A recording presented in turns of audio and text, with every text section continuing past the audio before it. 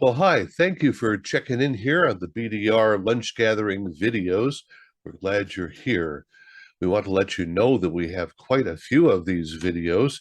In fact, if you go to the BDR site and check out our page, you'll find that here under news and lunch gathering, you'll find not only the fact that these educational web seminars are free, there is no cost whatsoever, but you'll find out what's coming up and a complete listing of all the different ones we've had in the recent past and over the past 2 years and a half. All these are good sources of information that I think you'll enjoy. So we invite you to check in, visit with us, and let us know how you appreciate them. There is a little button in the bottom here. It says subscribe. If you click on that to the little bell, you'll get a weekly reminder when new posts are made. And we, again, thank you for being part of our family. This week, we're happy to say, as always, that our friends at Cantronic Labs are giving us some assistance in making things happen. Cantronic Labs are really a great bunch, and they have the tools to build things for you, not just phasers. They do FM products, combiners, coax switches, weatherproof equipment racks, FM dummy loads. They can dissipate power up to 50 kilowatts. And so from concept to on air, Cantronic Labs has a number of products and services you should check out anytime you're building or rebuilding a site and want to do it in the best possible way. Now, another thing I'll just mention very quickly, someone today that's with us is going to get this. It's the complete first season of WKRP. And the reason for that is we're heading up into the turkey flying season. And I have a few of these, and we'll be talking about that a little more as we get toward November. Now, today, we want to start with a sort of IT, but truly an engineering issue, because IT and engineering have to work together. And if you do that, if you operate in this way, everything flows much better, whether it be email, program, audio, production, everything. And if they don't, it could be a mess. In fact, Tim Pozar introduced us to a terminology word that maybe you hadn't heard before, brownfield. Do you know what a brownfield is in IT? We're about to find out and share that. Tim, over to you. So, hi, I'm Tim. Let's see, was doing broadcast engineering from 1974 through 1996. My last gig was what was called KKSF in San Francisco and KDFM in San Francisco when it was a commercial station. Since then, KDFM has flipped over to being a non-com run by USC. Anyway, so I've had a couple of years doing broadcasting, and when I left in broadcasting in 96 as a full-time person, actually I started an ISP back in 1989, 1990, and we sold it, and I continued on in the internet vein. And so I've been doing things like being an investor in data centers and designing anti-spam companies and all sorts of stuff in the meantime. So Barry was asking about a talk, and I was thinking about this one in particular. This one is addressing what happens if you just get assigned a station or assigned a network or something else like that, and what's involved in possibly reverse engineering this. So it's not a complete, this is kind of very 50,000 foot level kind of thing, but the considerations that you may need to think about for particularly the IT side of things. It certainly is applicable, because I remember taking over a station in 1984, which was the old KGO FM, with no documentation from ABC at that point, and trying to figure out how to reverse engineer all the remote control and relays and everything else, and being fearful about everything until I had that all documented and such. So I'm sure everybody's had this experience, certainly on the broadcast side of things. And I'm going to touch on kind of the considerations for the network side of things. So you've been given the task of reverse engineering an IT mess. What's involved? Well, you've probably seen all the scary pictures already, such as things like this. I'm going to show you some pictures, things that I've actually taken pictures of and I've actually experienced directly. This is at One Wilshire, which is a famous data center down in LA. And for some reason, they have this plexiglass box full of service loops for fiber. And there's a big notice on it talking about not opening it up. So this is a disaster waiting to happen. And I'm going to be showing you more of those sort of things, like, well, how do you clean that up? So we probably already have, I imagine everybody else has their own pictures of disasters as well. I'd love to hear or see some of the ones that you guys have too. But you can see this is not the cleanest. Here's an example of somebody setting the rails too close to the front door on the rack. And so what happens is you close the door and all of a sudden you don't get light coming down the fiber anymore because the fiber is now bent at a nice sharp 90-degree angle. So that's kind of one of those things that you may run into. This is at 200 Paul Avenue, which is a data center that's a rather famous one that's in San Francisco. I came in, I noticed that the room smelled a little funny, and I saw this. And apparently, until they when they put the fan on, before they put the fan on it, it was literally glowing. It was incandescent. So let's just say this is not OSHA approved. So that's the kind of message you have. Okay, tell me what's wrong with this picture. There's a ground and it's screwed into a backboard, but nothing else. So somebody didn't complete this installation. Although this installation, somebody at least had enough clue to put a bunch of dirt in a bag and put the ground into that, ground wire into that. So somebody was at least somewhat clued. This is at a music festival I do work at. These are called spider boxes, and you probably have seen these at events and such. And I loved the place where they put it, right underneath the hose, the tap and such. So again, another thing waiting to happen. I was down at Weird Stuff, and Weird Stuff used to be the surplus place, and I found this, and it's like new uses for XLR jacks. I don't think I'd advise this. And then you could see what's wrong here. You don't want to put a 15 amp plug on like a 30 amp twist lock receptacle. This is bad. We did this as kind of as a backup for a UPS that we had, and say, okay, well, what happens if it's an L30, L530. We wanted to use this as kind of an emergency, but obviously this is wrong on so many levels, as they say in the title. So this is probably worst case, that waterfall of wire that you saw there. But I've seen things that have gone onto the almost to this level, but not quite this level. And so you walk into this, you're going to probably say, I'm going to turn around, I'm going to walk straight out and find the next gig. But let's say you may have a little more gumption, or you're a little more hungry, and you're going to say, well, let's attack this.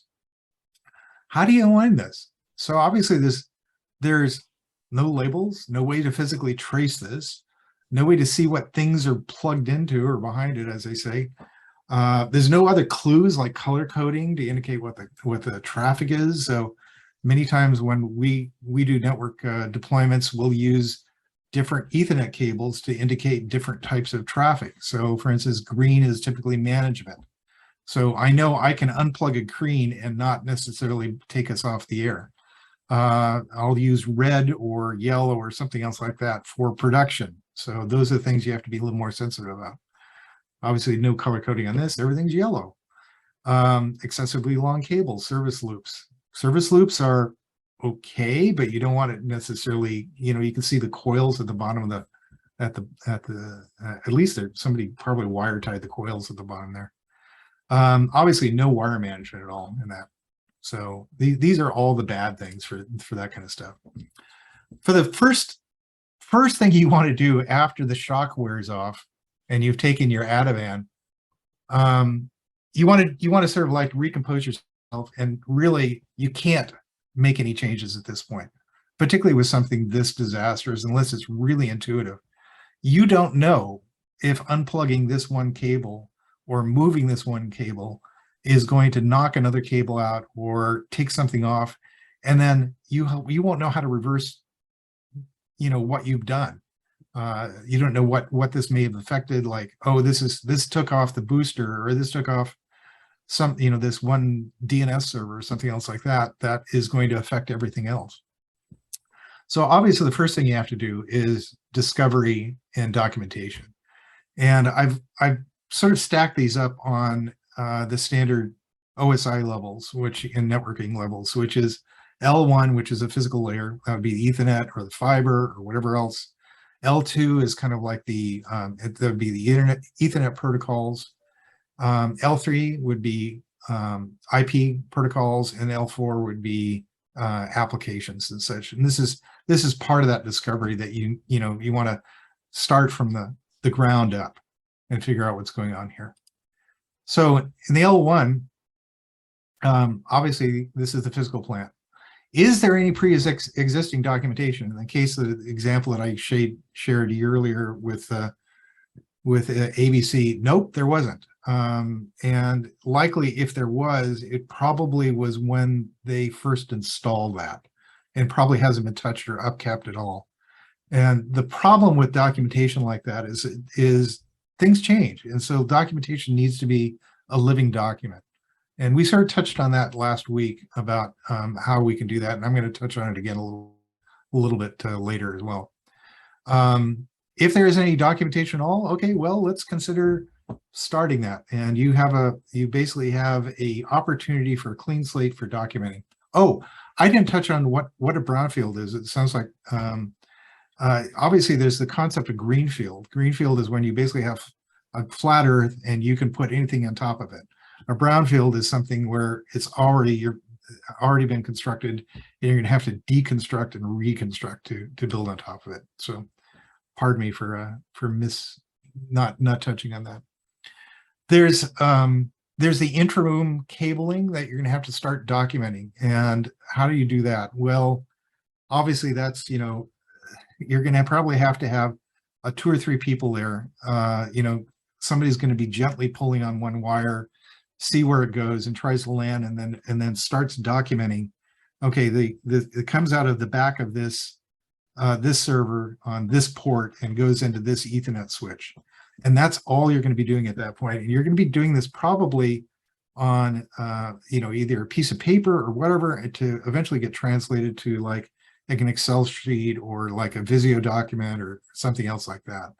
But at the very least, do that, and obviously you have to do it as carefully as possible, because likely somebody didn't put an Ethernet cable all the way in, or that's pulling on and strain relieving something else that's going to break.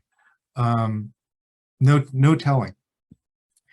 There's inter-room cabling. Okay, so how is that terminated? That's usually going to be, hopefully it's going to be on patch base. Many times I just find home runs where something is just plugged into a server and they put it up in the suspended ceiling and throw it across to another room and then plug it back in. Well, obviously that's going to be hard to document or hard to understand, particularly once it goes hidden into a ceiling or a wall or something like that. So first thing, if any of those sort of things are laying around, you're going to have to say unknown cable goes to server X or patch bay Y or whatever, and then try to describe it and such. So when you go into the other room, that you may be able to find it. Worst case, you may have to sort of plug it, and see what light goes out on the other room. But that's going to be much more difficult and much more hazardous, because likely it's going to take down something in production. Hopefully, it's going to be on like a patch bay. And so is this patch bay, like a Cat5 patch bay or Cat 5e, or is it going to be Cat 6 or something like that? Document that and start writing down at least the labels, and try to, maybe that's that early documentation that may or may not be accurate, but it may give you some clues later on when you're trying to track things down.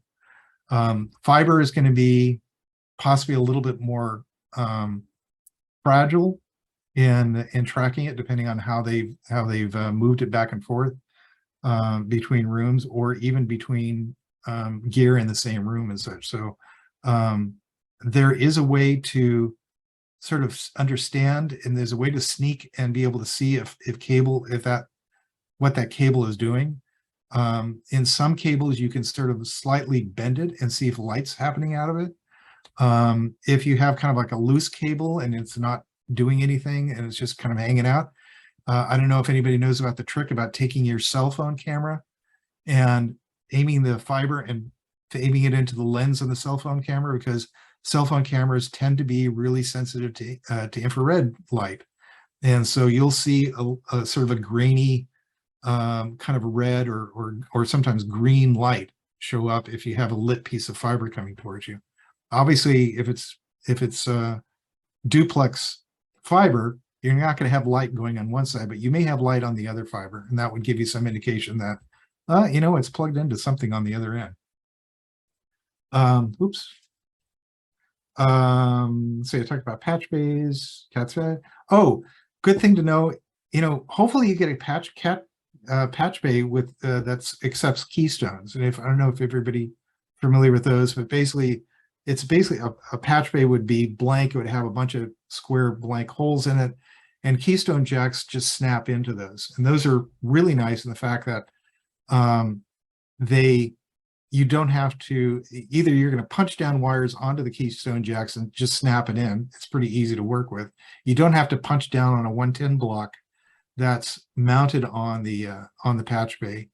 And you can put whatever you want into those things. So for instance, if you have fiber, you can get LC connectors, an LC connector keystone that can fit into those patch bays.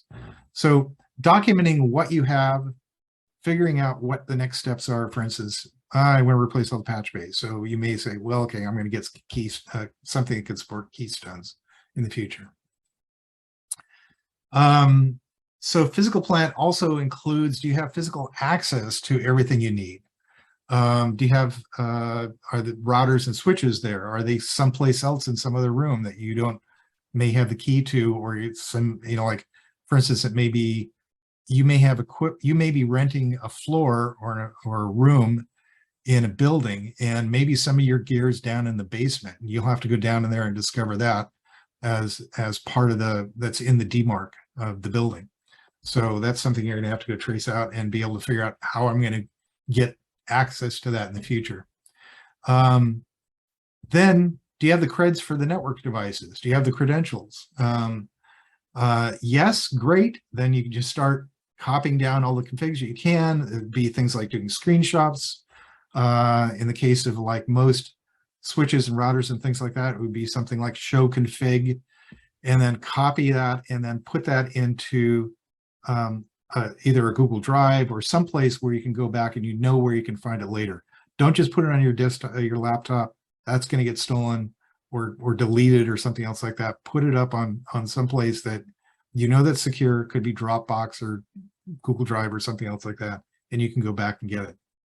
If you don't have access to the network devices, then that may cause a problem, because many times, for instance, like on Cisco switches and a number of other ones, there is a way to sort of like, it means you have to power down the switch and then set kind of like some bits on during the boot up, and then it'll come up with the same config and with the credentials sort of zeroed out, so you're automatically logged in. At that point, you can copy the config and then change the config, the credentials and such.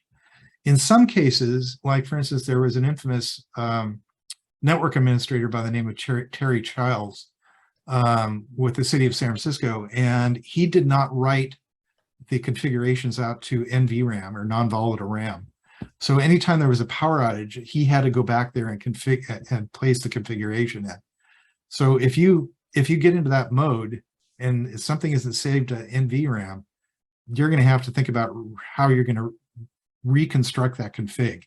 So I would be even a little hesitant about even doing what I just talked about, thinking that you can get past the code by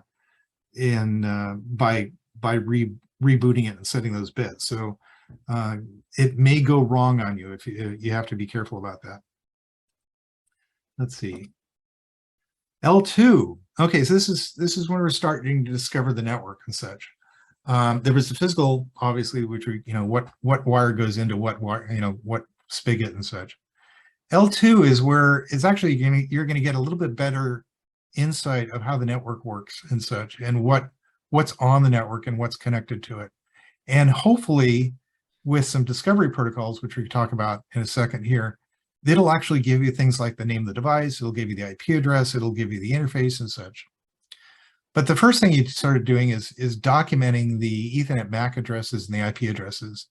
A simple way of doing that is using a broadcast ping. So for instance, a broadcast ping is something that when you ping another box, you usually will say ping and then the IP address and such. If you use a broadcast address to ping a network, everything, in at least the old style gear, everything will respond back to you. So if, for instance, if you said ping 192.168.1.255, then everything in 192.168.1 will answer back to you.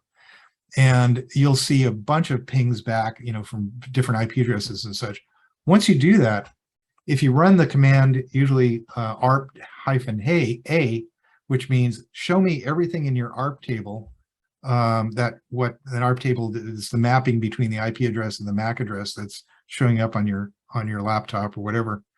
That's gonna show all the MAC addresses. It's gonna show all the IP addresses of what it just learned when you did your broadcast ping. The nice thing about getting the MAC addresses is, I don't know if anybody's noticed it, that it's basically 6 kind of numbers, usually separated by colons and such. The first 3 numbers are the manufacturer assignment. So you can go ahead and look this up. And there's a bunch of sites out there. You can say, MAC address up, and it'll say, oh, that's a Ubiquiti device, or that's a Cisco device, or something else like that. Additional data that you can add to that. And you can say, oh, you know what? I bet you that's that Cisco switch that's sitting in that rack over there. And you can go over there and possibly look behind there, and they may show the MAC address on the switch itself. Then you know the IP address of the device as well. NetMap to subnet. So there's a program called NetMap, which will go out and literally scan every IP address that you have. So again, if you have a /24 address space, which would be like 192.168.1.x, then you can say NetMap space 192.168.1.0/24, and it'll ping every IP address in that range. And it'll also look at any ports that are open on it. So is SSH on it? Is it have a web server? Is this an IPM or IPMI or DRAC device? In other words, one of those little side computers that are on servers that you can use to manage servers and such. So you can get all sorts of information from this and say, oh, there's a remote desktop port on this. I bet you this is some Windows box that somebody's running RDP on it. So lots can be discovered by using NetMap. The discovery protocols, which I alluded to earlier, there's a couple of them out there that are the standards. Lldp is the most common one. You have to expect that the devices have that turned on. Many devices will have that turned off. Most switches and such will have it hopefully turned on. If you run the command, things like if you get on a switch and you can say, or if you're running Lldp on your Mac or whatever desktop you have, you can say show Lldp neighbors. And what happens is there's a broadcast packet that gets sent out like every minute with Lldp to say, hey, I'm this IP, this is my host name, this is my IP address, this is the port that I'm thinking that I'm plugged into, that you're plugged into. And you can get all sorts of information through LLDP that way, as well as, again, manufacturer and such, and the make and such. CDP is the Cisco Discovery Protocol. You'll find that obviously Cisco gear runs that.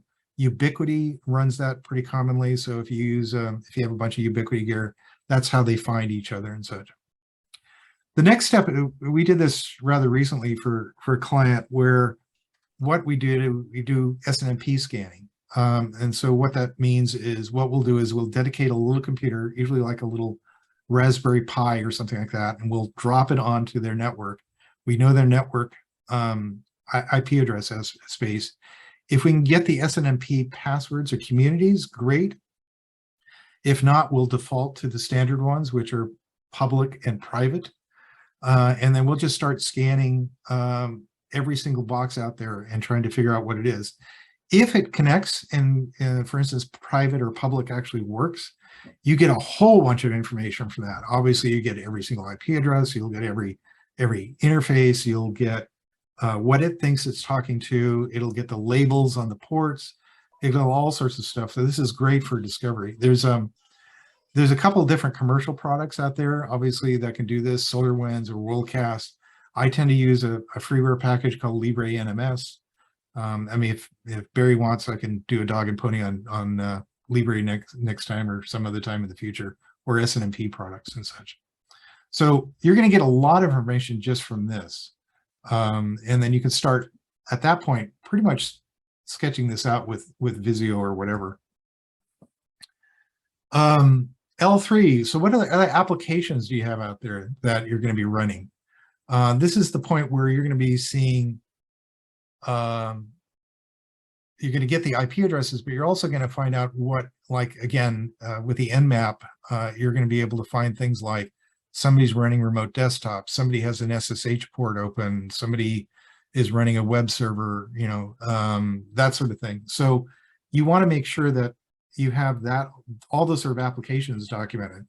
For instance, if you have a barracks box out there, you may notice that port 2001 or whatever is open at that point. And if they're running TCP, then you, by seeing that port, you've inferred, oh, this is the barracks box and such. But you also need to start working about documenting to see that you're addressing your security concerns for this network that you've taken over. Probably if it's kind of like a radio station that somebody just handed to you, all the production, you know, all the automation system, everything else is all intermixed with the traffic computer and the finance and the office and the Wi-Fi is probably all on one's gigantic, you know, network. And so you may not, you want to identify that to be able to understand, how do I need to be able to add more security back into this? So you need to consider things like isolation between the networks, between like the production and your office network. Start logging into the routers and understanding, is there port forwarding turned on? Is there access from the public internet to boxes? So many times we'll see, again, for like barracks boxes or Comrex or some other, you know, codec or something like that out there, that they'll do port forwarding straight into that audio device, and they won't necessarily lock it down to a particular IP address because, you know, somebody's running around and they don't know where they're going to be coming from. But there's a lot of dedicated codecs out there that you may be just receiving programming from one site. Then you may want to lock down the source address. So that means that not every Tom, Dick, or Harriet on the public internet can actually access that codec. And it isn't just necessarily accessing the codec by getting to the website and typing in your passwords.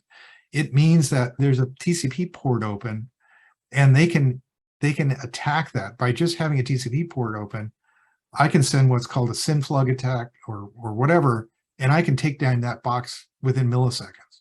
So you want to sort of understand, you know, what access do you have from the outside? What do I need to protect the gear that I have at this point?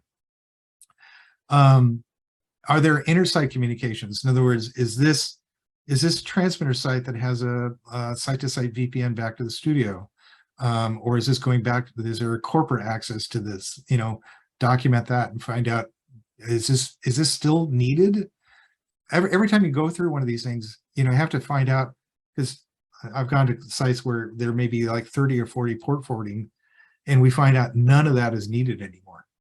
So all of those are basically just giant holes that ends up being a big, sieve for folks to be able to get into your boxes. So everything in there, you need to go back and sort of like say, is this port forwarding needed anymore?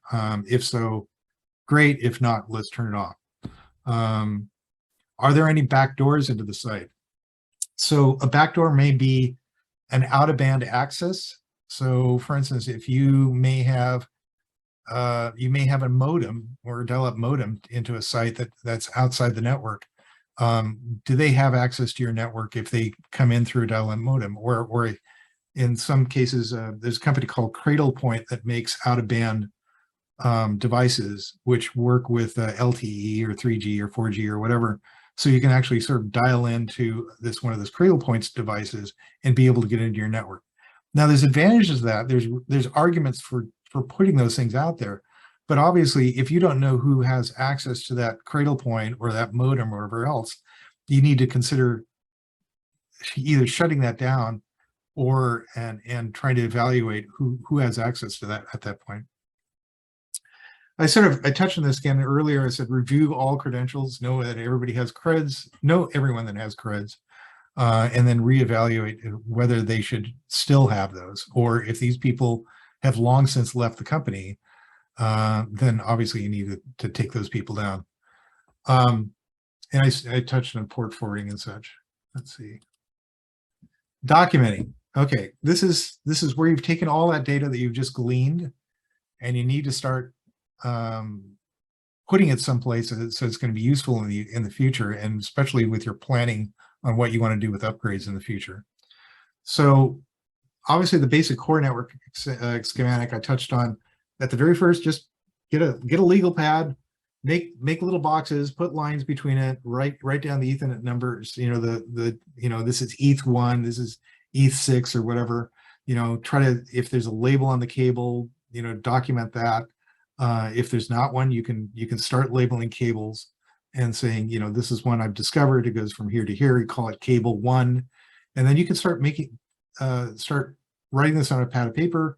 But the best thing was to get this up on either a drawing application like Visio or OmniGraffle or Draw.io, or at least get this into something like Excel or Google Sheets. And again, I prefer putting this onto some place that's up in the cloud, so long as you have pretty confidence and security about it, because you're not going to lose it.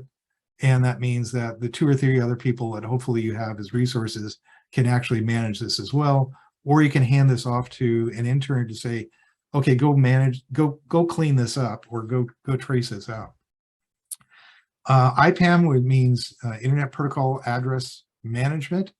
You need to know what everything is. In other words, are they all getting just DHCP leases? Are they getting DHCP leases that are mapped to a IP address that are on the router?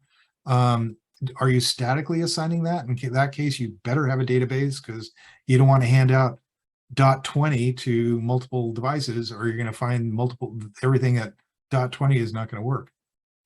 VLANs. You may get sophisticated enough to start using VLANs, and if that's the case, then that needs to get documented. I said much of this can be done with a data center for infrastructure manager, which is known as a DCIM in the industry, a package like Netbox. We touched on, I think, Wirecad last week. I touched on Netbox and did a little bit of a dog and pony on that. Love to see.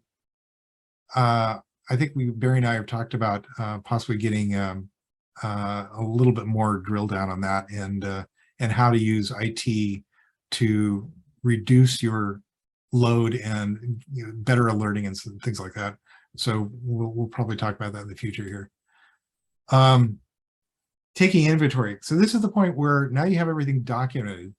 Now you have to go back and say, what's the make and manufacturer of this gear? Is this end of life? In other words, is this is this something that I'm not going to be able to get support from Cisco or Netgear or TP-Link or wherever you're buying this from in the future? What happens when there's a security breach? Am I going to be able to get the firmware to fix this? If not, then you're going to have to consider replacing this. Can whatever the deployment was this kind of like possibly built in-house? Can you continue to support this in-house or with a third party? You have to decide, oh no, that was done by this one web guy who's long since out of here, and he used to manage these servers. We need to think about, outsourcing that. So this is all the taking inventory and figuring out what you need to do as the next steps. So evaluating the whole system as a whole, you're going to have kind of like a big thing like, well, we have to clean up that wire mess, obviously, is one thing. But how do you need to start big and then start chopping this up into smaller tasks that are more doable, more bite-sized. So the considerations you're going to have is, where are you going to be in like 5 to 10 years? Is the gear that you have right now going to be survivable for that time, or can you replace that, or can we remanage this in some way? So that means, for instance, if you have a bunch of switches that only support 100 megabits, you may consider at least going out and getting 1 gig, if not 10 gig switches to put into those locations. There's a chance to standardize on manufacturing. Yeah, so I've gone into a lot of places where they'll have one Cisco switch, they'll have a TP-Link switch, they'll have a Netgear switch, they'll have that sort of things. That means that you have to learn half a dozen or multiple operating systems, and they may not all play with each other very nicely. So they may not do spanning tree, which is a way to sort of like protect loops on Ethernet. They may not do spanning tree the same way. So one may be doing one protocol of spanning tree and one may be doing another one, and they may not talk to each other and they may break. There's the old adage, the wonderful thing about standards is there's so many to choose from. So that's the same thing with spanning tree, is that they may not talk to each other. Plus, it's usually one manufacturer's interpretation of how to do spanning tree is different from another one's. So chances standardize on, switches are cheap. If that's one of the things that you're having a problem with, you can go out and get a bunch of switches and replace those and get at least on the same gear. And then this way you only have to learn that method of managing it.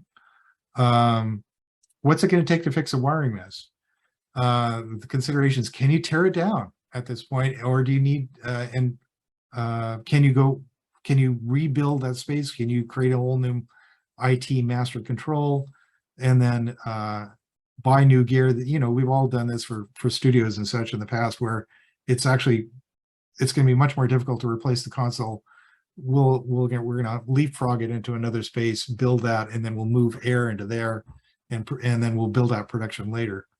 Can you do the same thing with the network? Can you, once you've documented all the things that you need for this network and where your future is going, can you greenfield what you have as a brownfield? Can you build a new space? It may be that's a no. You may not have the cash, you may not have the capital budget, you may not have the space, and at that point it's going to be very, you're going to have to go back and figure out, how do I have maybe what's called a red flag day in the industry, which is you may be off the air for a day or something like that, where you tear everything down and you rebuild it. Or if that is not even affordable, then you may have to go in there and slowly, one by one, sort of figure out how to replace cables and put in wire management and replace switches and such. So I think that's, I talked about one more slide, replacement and upgrades. Yeah, start to focus on devices, which we talked about. Securing your business needs. These are kind of like, again, considerations. Do I need more bandwidth? How am I going to increase uptime by increasing and possibly adding redundancy? So for instance, if you only have one ISP that's feeding your site, what happens when that goes down and you're doing streaming over it? You may consider the next purchase for a router is going to be one that can support multiple WANs or multiple ISPs, and then you're going to have AT&T in, and you may have Comcast or whatever feeding that. And so when Comcast does its burp, you fail over to AT&T and you're still online. So that would be part of that kind of large scale or long think of what you're going to do in replacing things and such. So I think I covered all of this slide. Now change. Yeah. This is the point where you should have a top level roadmap. You need to start breaking this down into smaller, I said into talks, no, it's smaller tasks. And I don't know if many people are doing this, but you need some sort of project management package. There's a really great one called Trello, which actually, I don't know if anybody's seen those. It's basically you write down a little card. It's a cloud supported thing. So you may have what's called an epic, which is a, fix the IT space, but you may have these smaller cards, which is going to be sort of like straighten up wiring in rack 3. And then that may have dependencies on it and such. So this is a great thing to put it down. And if you have a team, particularly, this is very helpful because everybody can go to that site, look at the project management and figure out what the next tasks are. There's more sophisticated ones, things like Jira or Pivotal or a number of other companies that do this as well. And those you can actually add some priority, or you can actually do things like sprints. So for instance, if you want everything done in the next 2 weeks, usually sprints are maybe 1 or 2 weeks, and you review this with your team, you can put that into a sprint and make sure that you're not underloading or overloading the individual that's going to be doing the work and such. So I think, again, this is kind of a quick sort of rough 50,000 foot level on stuff. I don't know if anybody had any questions or thoughts about this, or maybe they have their own suggestions on how to manage this. I'd love to hear about it.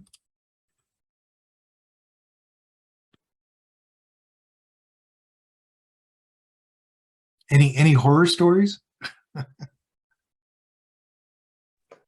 Tim, we certainly want to thank you. One thing up here in the comments, David Clan wants to know, did you mean Netbox or Nmap? Oh, so Netbox is the DCIM. Or NetMap or Nmap, I'm sorry. Nmap, I'm sorry. Yes, sorry, if I said NetMap, that's incorrect. Nmap would be the one that you can scan a whole network with. It's like David? I'm here. Thanks for your presentation, Tim. Sure. This was really awesome.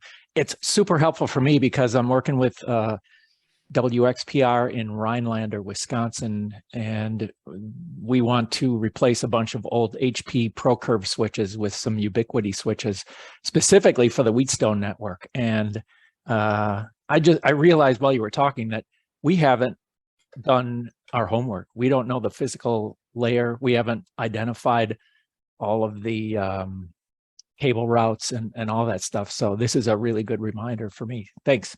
Oh, sure. Thanks for the point. And yes, this is definitely things you need to do before you go out and shotgun all the gear that you have and such. By the way, I don't know if they support, if you're doing audio over IP over these switches, I don't know if the Ubiquity actually supports that protocol. So you may want to look at that. Oh. So there's probably people here on the call probably knows this better. Yeah. Oh, somebody said just Ubiquity handles multicast pretty well. Wasn't it as AE67 or whatever it is, or whatever there's a kind of a QoS tag that gets handled or applied to the audio packet or Ethernet packets, and then the switch will basically prioritize that. I could be wrong on that, but I know that's the case with Axia. yeah, And you have to use a certain Cisco series of switches. Just a regular switch won't work. right. So look at that. I don't know if you said Wheatstone. I don't know if Wheatstone's may require switches that have that protocol. Yeah, now that you mention it, they may. I know they do have a list of at the very least recommended, but they might actually be required now that I think of it. Yeah, thanks. Sure. Thanks, Mark. I had a thought. First of all, you said HP ProCurves, and we ran into an interesting problem at KBC, KLS with the Disney people saying, what's going on here? You got multiple, blah, blah, blah. And to make a long story short, it turns out that HP Crowford is actually correctly supporting the protocol for ARP, but Cisco wasn't. And so this is where the problem is. So there's a good argument for trying to standardize your platform so you don't run into things like that. The other thought that occurred to me when you were talking about finding your way into switches you don't have the password for, don't overlook the serial port on the switch or router. Very often going into that old-fashioned RS-232 port gives you more rights. The theory being that you have to be physically with the box in order to get in there. So I've used that trick occasionally to get a box back where I wanted it to be. So before you go to the nuclear option, see if that will work. Good point. Yeah, usually what I'll see on like some Ciscos and such is that it'll get you past the login, but it may not necessarily get you to what's called enable, which is more godlike. So you may have a reduced privilege set by going through the serial port, but that's a good point. During your discussion, you showed us that wonderful picture of the spaghetti.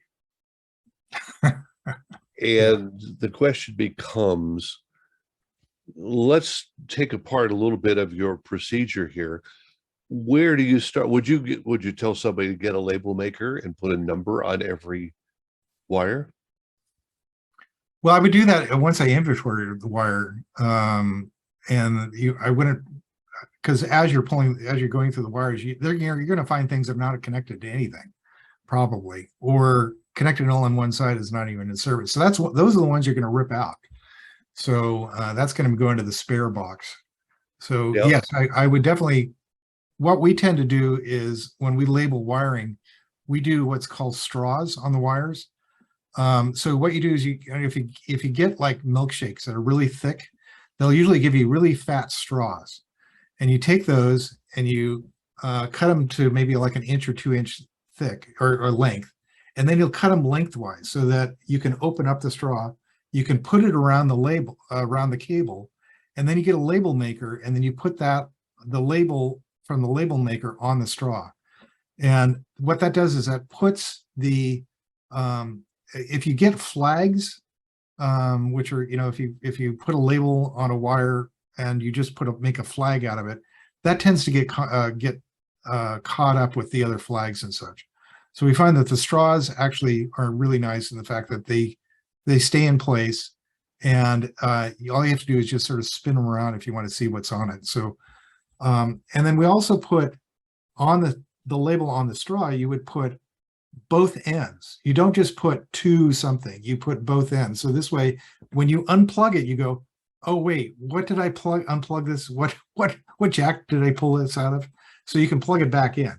So you want to make sure both ends are on the label on both ends of the cable. It's a good idea. We used to do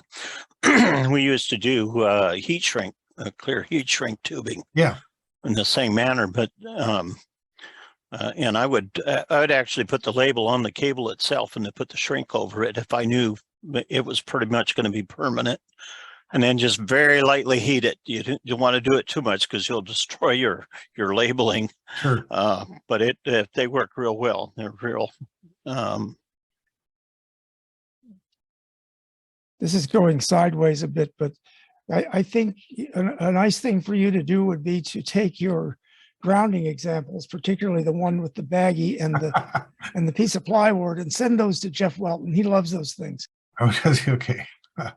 Somebody had a real sense of humor with that. I thought that was pretty ingenious.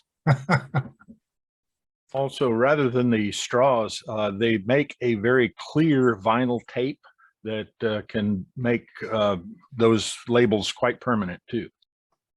Right. Mine is a cheap and dirty. Brother makes a really nice sort of clear label for cabling system. The box, obviously the printers and the label stuff is not cheap. With the clear tape, you can actually even use paper if you want, though. Just cut pieces of it. Yeah.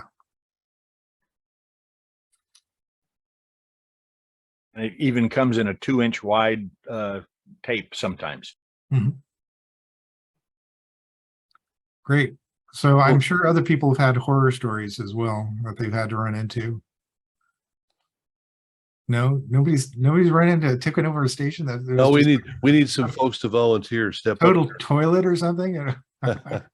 I've seen this on several levels, and we're talking, of course, about IT mostly here, but the same thing really goes for doing a phone audit. Stations I've been to, you mentioned a cable that has nothing at the other end. I've seen 4 or 5 telephone numbers that nobody remembered ever having used before, and they're just still paying month by month by month. Well, we don't have quite so many standalone pots as digital telephone now, but the point is there. The point is that, yes, the first thing you look for are cables that have no end. Yeah. I ran into that, Barry, over at KFI years ago when we did well, I kind of had an informal telephone audit going because they had me approving all the bills. And every time I'd get one, I'd identify it. I remember one day I had one I couldn't identify it, but when I called it, a fax machine answered. So I thought, well, what I'm going to do here, I'm going to fax somebody a note saying, call me back and let me know what this is, or it's going to be disconnected right away. And a few minutes later, the program director on KOST-FM, which was in our building, he called me and said, hey, don't do it. It's my fax machine. So I added that to the list. That's great. The example I used earlier that more relates to broadcast again, this is KGO FM, and the remote control system that they had there was homebrew, and it went back to a couple RCA BTF 20Es or BTF 10Es. One was 10, one was a 20, and of course that remote control logic is like all 110 and such, and it's a little hard to sort of trace this stuff out without getting bit occasionally. So it's you have to have some, you have to be careful about this kind of stuff, particularly if you have no documentation. So I'm sure other people have run into those sort of things as well. I always Tim, wonder, you mentioned KGO Yeah. up in San Francisco. Yeah, this was KGO had an FM at one point, and they sold it. They sold it in 1984, and that I came on as the chief engineer for that site about 2 months later. Well, the reason I mentioned it, I came across something the other day that really surprised me. Somewhere back in the early days of radio, the KGO call sign apparently was on a station down here in Altadena, California. Well, it probably wasn't very long, but you probably, some of you heard of Jim Hilliker, who's quite a historian on this sort of thing. And I think it was something he wrote where he mentioned KGO and Altadena. And I thought, that's so really surprises me. And next time I talk to him, I'm going to have to verify that. Yeah. I think that may have been a time period where sort of semi-syndication. I know that WLS had a station down in Florida, or a station in Florida pulled their programming, called themselves WWLS or WWGN, one or the other. And there was a lot of that going on at a certain time in history. Yeah, of course, this was really in the early days of AM broadcast radio. So it could have been that there was a KGO here for a short time. Dave mentioned on the chat, says KGO FM became Clock FM. That's I took over as CE when it was Clock FM after about 2 months after the transfer, and then of course that went over to KKSF, and now I don't know what it is, but it was up on Sutro and it's now moved to San Bruno. Yeah, I've kind of given up on call signs and just try to remember the frequencies that they stay the same. Yeah. Anyway, not sure if there's much more here, or Barry, on this, or anyone else have a comment here about dealing with IT when you're first thrown in there and there's no documentation? What do you do? Have you ever had that happen? Anyone? Man. Well, I'm actually just kind of wondering what's going on with our network. We have a Basically, it's a Windows network all on our thing. And sometimes some of the machines show up and sometimes they just don't. And there's no telling as to why a machine will show up or not. We have machines that some still running XP, always all the way up to Windows 10. Yep. And you may have, you may be running Active Directory too. And that's the way all these Windows boxes sort of like communicate and authorize each other and get DCP leases and such. And so obviously getting somebody in there who knows Windows to debug that for you. Still using a white cane myself.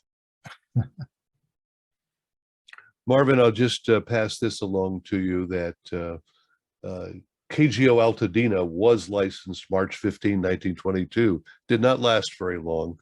And it was 2 years later in 1924 that the San Francisco station got the call sign. Oh, okay, good. So the information I had was correct. That's good to know.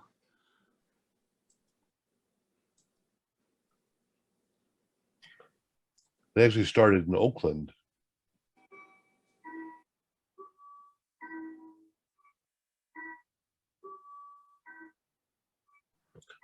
Well, I was just going to quickly mention the SBE has a lot of very good courses on various things IT, and if you're a member plus, you can look at them all for free.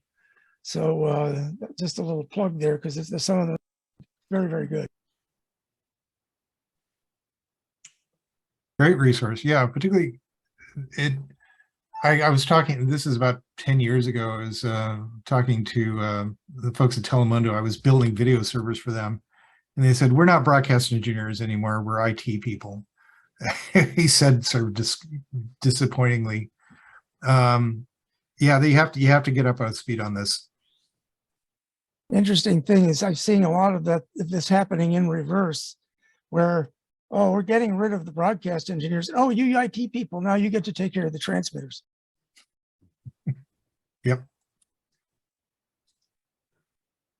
Now, Tim, I'll mention or ask the question this way.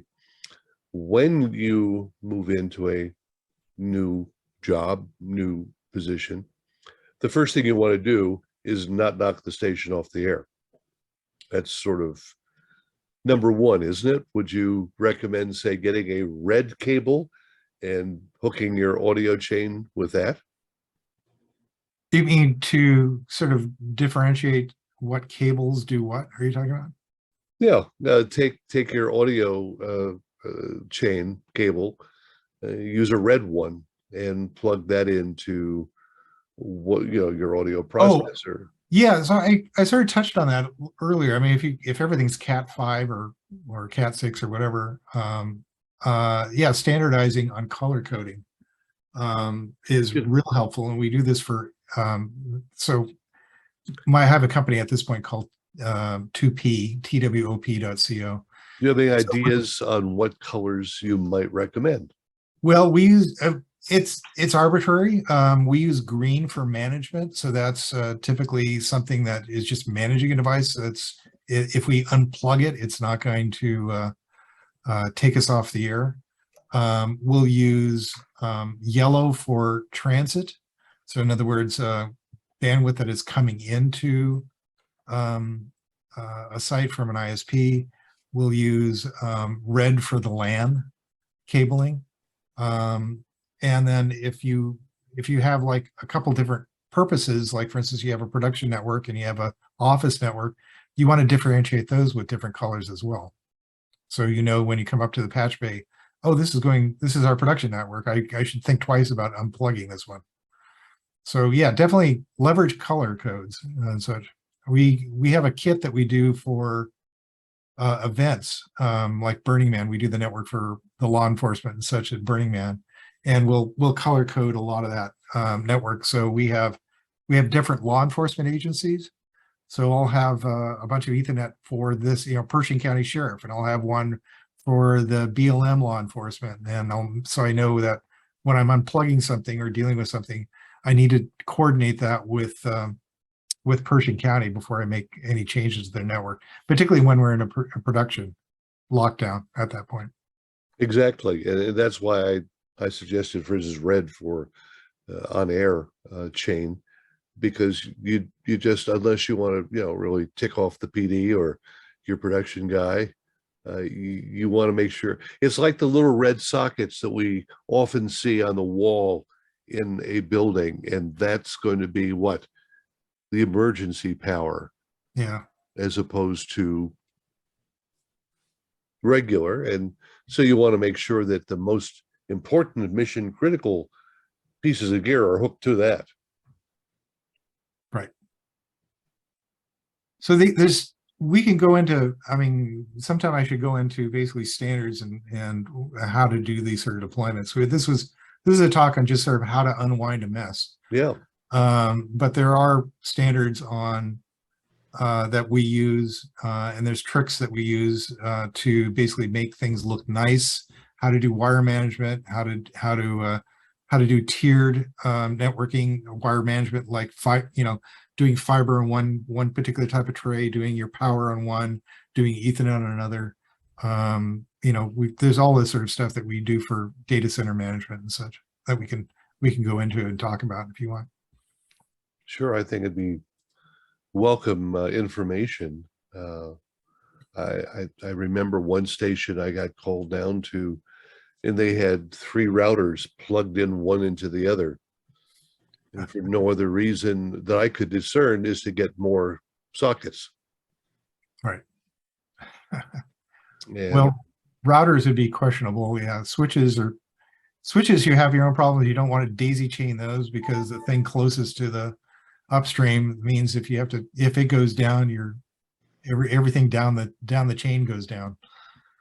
So all the things you have to consider with high availability, you have to go through kind of a failure analysis. What happens when the power goes out here? What should I get a switch with only one power supply? Would I like to have A and B circuits so that if one breaker pops, I'm still on the air? mhm. So there's all sorts of things you can do about considering redundancy and hardening and such. One thing I would add to standards is communication. We once had somebody come in, I forget what the job was, but it involved a lot of wiring at the patch panel, not the patch panel, but at the punch block level.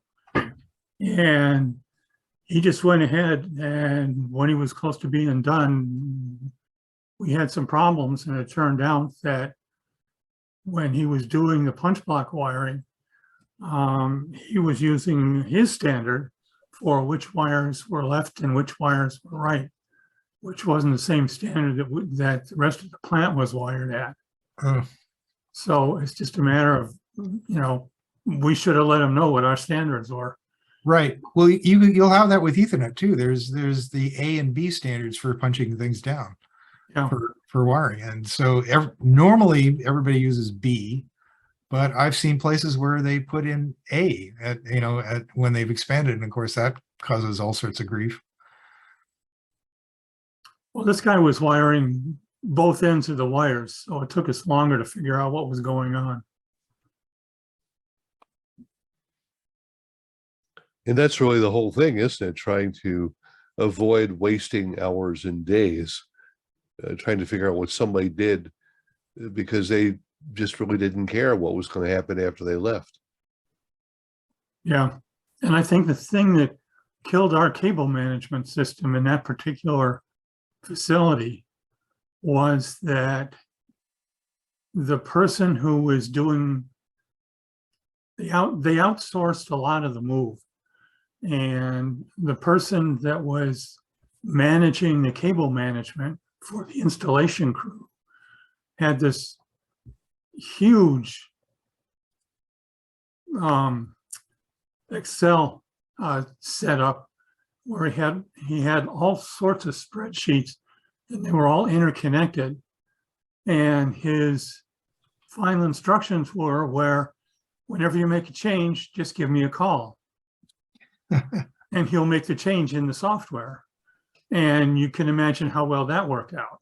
Yeah, I've had studios built by and it's not maligning David. I used David Carroll for building out some studios in the past, and the problem is that they'll do the documentation, but if you make changes, you have to loop back through them.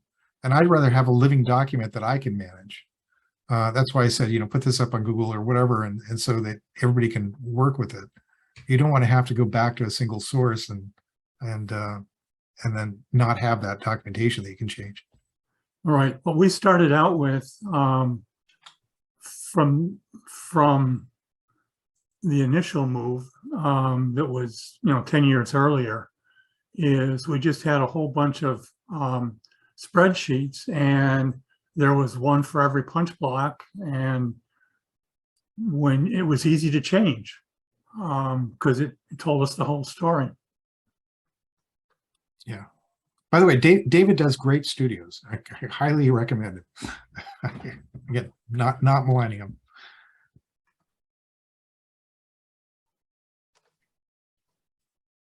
Anyone else have a thought on this that they'd like to share? Well, yeah, it reminded me of something. It was back in 1965. Same summer I started at KRLA, Barry, and I was also working at the Music Center downtown Los Angeles. I'd actually gotten into that because KRLA sent me over to the Hollywood Bowl to record the Beatles when they were there, which is a whole nother story. But while there, I got friendly with the fellows in the sound department and found out that they also did the Music Center. And I thought, well, that'd be an interesting place to work. So I did go down there and work one summer. One of the things they had me do was to take over. I felt somebody had been wiring a big conduit full of cables came out and they had to get wired onto punch blocks. And there was a spreadsheet list of numbers that we were working from. Well, had been working from. And so they handed that over to me to finish it because something about he had to go someplace or something, couldn't finish it.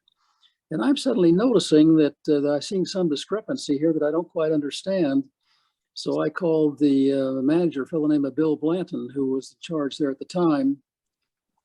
And I showed him, I said, Bill, what's going on here? I don't quite understand this wiring scheme you've laid out here. And here's what's wired and here's what you show, but what about these other numbers down here? And he goes, oh my God, this has all been rewired. They've all been wired the wrong way. Well, now the wires aren't long enough to reach the punch blocks anymore when we did it the correct way.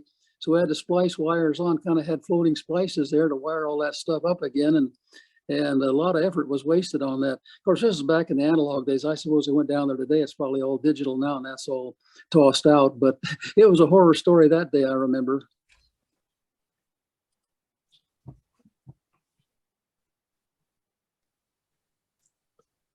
I think as we consider all the different ways that these can be done, it's worth mentioning now that the Studio Hub way of wiring now takes Cat5 and impresses audio on it in difference to Ethernet. It's one more differentiation you need to make between the cables that you have going around.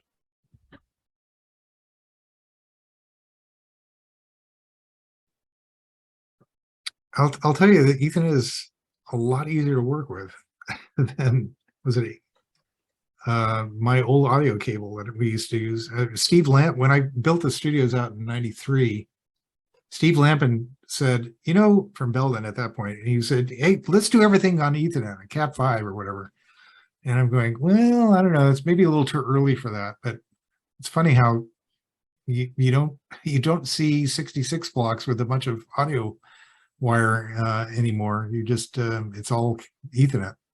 Well, that's the point I was getting to, is that a lot of people don't know how to wire a 66 block to begin with. Secondly, finding the tools, they've often disappeared. And thirdly, you have sometimes better rejection coming on Cat5 cable, which most people wouldn't think of. Yeah. Yeah, you don't have the crosstalk.